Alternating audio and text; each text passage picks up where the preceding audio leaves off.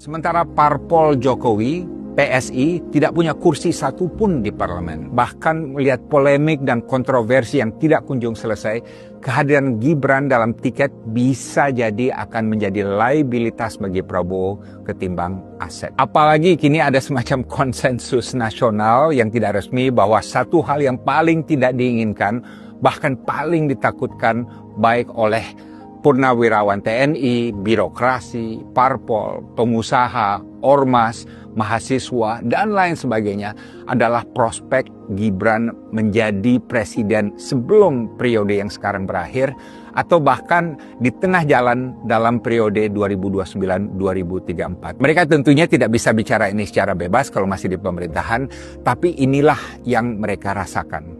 Silakan. Nah, ini saya agak kaget mendengar kesimpulan sekelas political scientist semacam ini. Begini Bang, menurut saya tidak etis berspekulasi tentang hal-hal yang menyangkut masa jabatan seorang presiden. Kita mestinya mendoakan pemimpin kita sehat selalu dan menyelesaikan tugas-tugasnya dengan baik. Itu etika dasar. Bang Dino, soal menilai kapasitas pejabat negara, saya mau kasih contoh yang sederhana saja. Kalau ukuran layak atau tidak layak itu cuma berdasarkan selera pribadi, ya repot. Contoh nih, AHY. Beliau itu jadi Menteri Koordinator Bidang Infrastruktur dan Pembangunan Kewilayahan. Bukan karena track record teknokratis puluhan tahun, tapi melibatkan pertimbangan koalisi dan distribusi politik. Dan itu normal banget di demokrasi.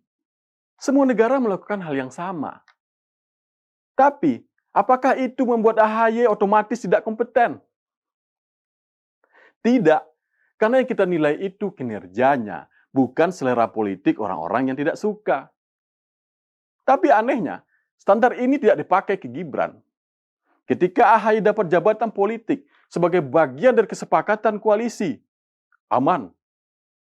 Tapi ketika Gibran bersama Prabowo dipilih oleh 96 juta orang, malah dianggap tidak layak hanya karena nggak sesuai selera intelektual tertentu. Itu namanya standar ganda. Dan standar ganda seperti itu bukan analisis politik. Itu preferensi pribadi yang dibungkus teori. Jadi, menyederhanakan Gibran sebagai liabilitas itu bukan analisis politik. Itu bentuk kepongahan.